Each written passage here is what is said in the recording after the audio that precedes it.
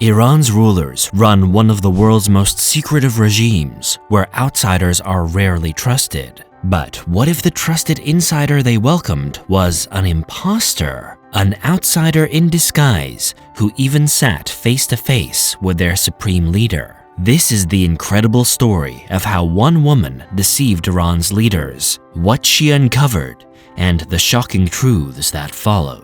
Imagine a woman born into a secular Jewish family near Versailles, France, someone with no ties to Islam, no roots in Iran. That was Catherine Perez Shakdam. On paper, she looked like a typical European intellectual, studied psychology at the University of London, picked up postgraduate degrees in finance and communications, and seemed headed for an ordinary career.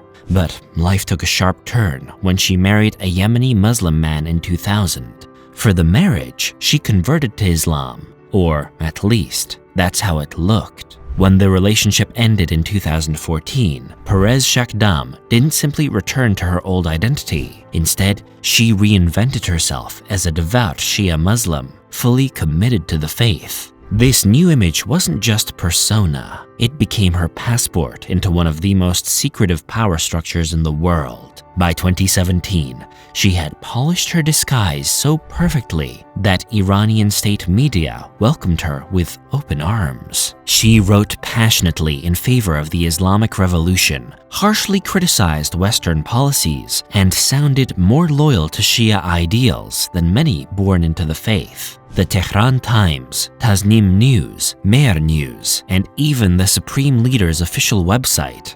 Her work appeared everywhere. This was no longer an outsider. She was on the inside. But how far could this disguise really take her? The answer came in February 2017. Perez Shakdam received an invitation that almost no Western journalist ever gets. A private meeting with Iran's supreme leader, Ayatollah Ali Khamenei. Escorted in an unmarked car with tinted windows, guarded by female IRGC members, she was taken to the man who holds absolute power in Iran's theocratic system. Unfiltered look into the mind of one of the world's most secretive leaders. And what she heard was chilling. Khamenei spoke openly of an apocalyptic vision, describing how he would usher in the return of Mahdi through a great war.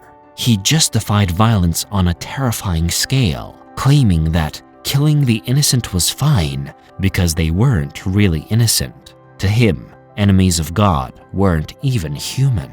It was a glimpse behind the curtain, a finding that shocked even those familiar with Iran's hardline ideology. But if Perez Shakdam's meeting with Ayatollah Khamenei was disturbing, what she uncovered next was even more shocking.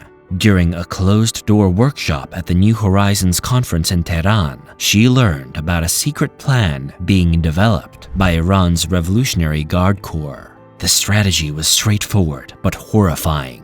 Map out Jewish communities across the globe, leaders, rabbis, NGOs, even business figures, and prepare them as targets for assassination.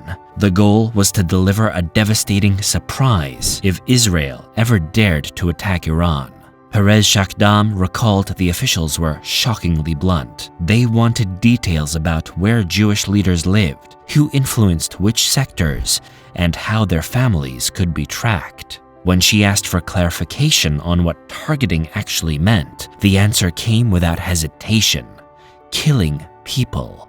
This was a concrete plan designed to turn Jewish life outside Israel into a global battlefield. But if this was only one piece of the puzzle, what else was being plotted in those secretive halls of power? You see, her infiltration didn't stop at conferences or media platforms. It reached some of the most powerful figures in Iran. During the 2017 presidential campaign, she interviewed Ibrahim Raisi, who would later become Iran's president. Publicly, he spoke in rehearsed, careful tones, but privately, aboard his campaign plane, his words revealed his true mindset. "I don't care if Iran goes to war when I become president," he told her, repeating the same apocalyptic determination as Khamenei's. "I don't care if Iran burns so long as our project succeeds." Later that year, in October, she crossed paths with one of the most feared men in the Middle East, General Qasem Soleimani, commander of the Quds Force. Meeting him in Najaf, Iraq, she described how unsettling it felt to be under his gaze. Unlike Khamenei, who cloaked his words in ideology, Soleimani's presence was raw and intimidating. He locked eyes with her without blinking, as if trying to peer into her soul. According to multiple intelligence sources, Perez Shakdam's infiltration didn't just produce gossip, it helped shape a decisive operation. On June 13th to 14th, 2025, what's been called Operation Shabgard saw highly precise Israeli strikes across Iran. The claims are serious. Iran's air defenses were taken down, nuclear sites in Isfahan, Natanz, and Parchin were hit, top commanders were killed, 8 IRGC officers and 7 nuclear scientists lost their lives, and 3 Quds Force leaders were taken out. That's a lot of damage in a very short time. But what made the difference, intelligence analysts say, wasn't just satellites or signals, it was people. Actual human sources feeding exact, actionable details. Technical surveillance gives patterns and pictures, but human surveillance supplies timing, habits, and context. The small details that turn a strike into a surgical hit. Perez Shakdam's contacts reportedly provided that kind of low-level, high-value information. Movements, daily routines, who traveled where, and crucially, when senior figures would be vulnerable. Her particular value, the accounts say, came from relationships she built with the wives of senior officials. Those friendships became a rare window into private lives, the dinners, the trips, the schedules that aren't visible from space. But how did she get in so deep? 2 things: charm and a believable story. She presented herself as a committed Shia convert and a Western journalist opposed to Western policies. That persona fit in Iran's narrative, someone they could showcase and trust. Officials welcomed her with writings and invitations, essentially handing her a key to inner circles. She used ordinary social tools like conversation, empathy, and shared faith to build trust. She also exploited a blind spot. The regime assumed her loyalty and therefore didn't suspect she could be a threat.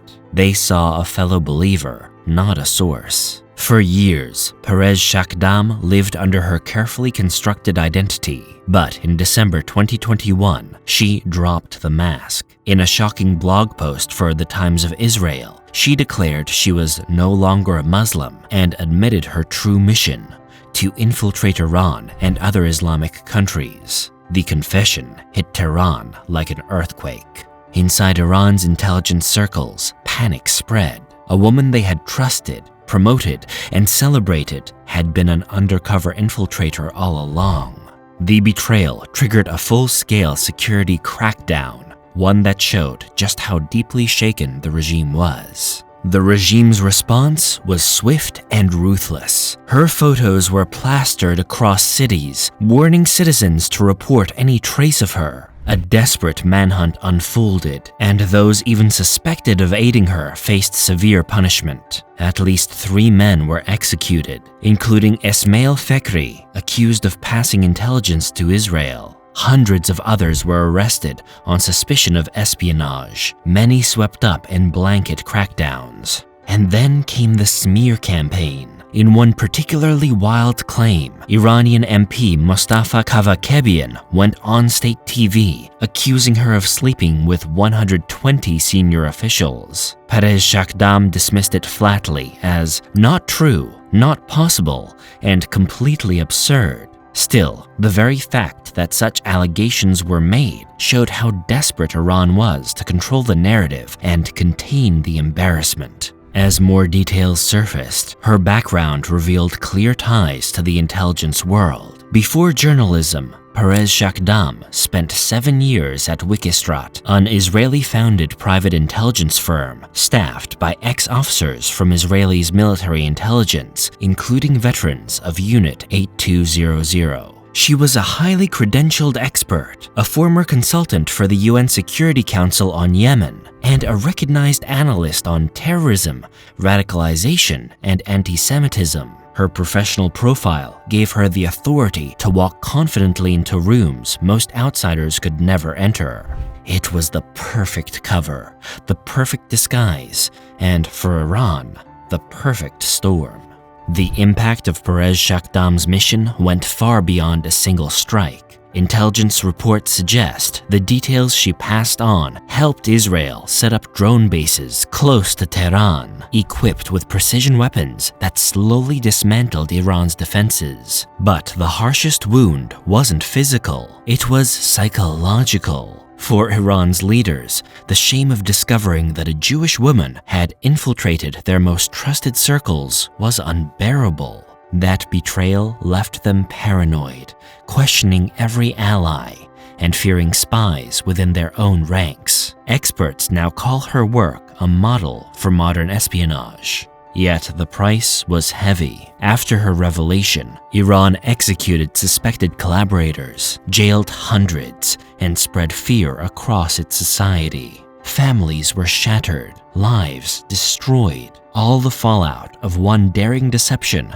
that exposed just how vulnerable even the most guarded regimes can be. Today, Perez Shakdam leads We Believe in Israel and uses her insider perspective to warn about Iran's global influence campaigns. Whether viewed as a hero or a controversial figure, her infiltration stands as one of the boldest intelligence operations of the modern era. So, what do you think about Perez Shakdam's incredible infiltration? Would you have the courage to go undercover in such a dangerous mission? Drop your thoughts in the comments below.